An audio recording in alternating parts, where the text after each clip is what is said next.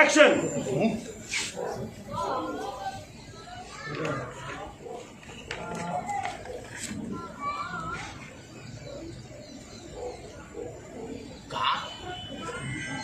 चंदन हुई पूजा पाठ करलू भगत जो हवा। हाँ, चंदन है बाप के बाप बनाओ करे पूछा नहीं कहाँ से आई हो। हम नहीं जन की कहाँ से आई बा तू जानता तो बताओ नहीं क्या हो। लिपस्टिक हाँ लिपस्टिक खा तू कैसे जानता रहा। यही तरह पैदा कर रहे बनी वो कहो तोरा माई खा दे हम लगाई ना कि हमरा के हॉल समझता ये तो बात चमका ना बिगाड़े थी आज लिपस्टिक आई है बिहान काजल आई परसों को लड़की का हाथ पकड़ के घर में लेके आई। हाँ तो सिक्योरिटी गार्ड लेकर घर में बैठल बता लड़की का बकरियो लेके ना आई तू कैसे न मन को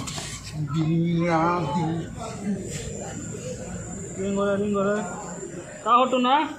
अरे दीदी यार छत पे लिपस्टिक का मिल गई पूरा घर सर पे उठा के रखले पड़े डिस्टर्ब करके धइले पड़े हमरा के। हां डिस्टर्ब करके धइल बनी सुनता बबी सोनी का करतूत एकरा हमरा इज्जत के तन को परवाह नहीं है। अरे जाए दे ना पापा कोनो लइका के फेंक देले होय सन। अरे तो हमरे छाप मिलल लिपस्टिक फेंका के। हां दा तक बम फेंकसन। अरे तू ना मार खइबे पापा जवान लड़त रे पापा के दे फोन।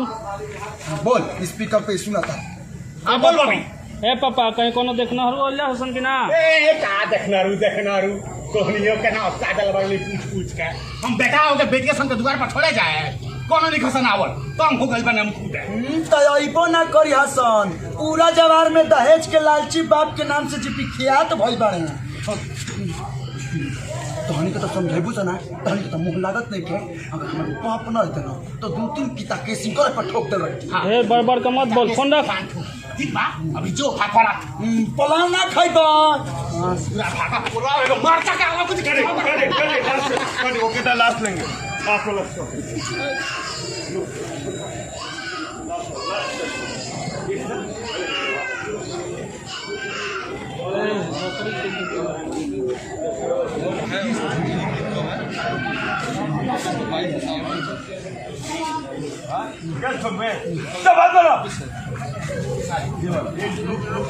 Last shot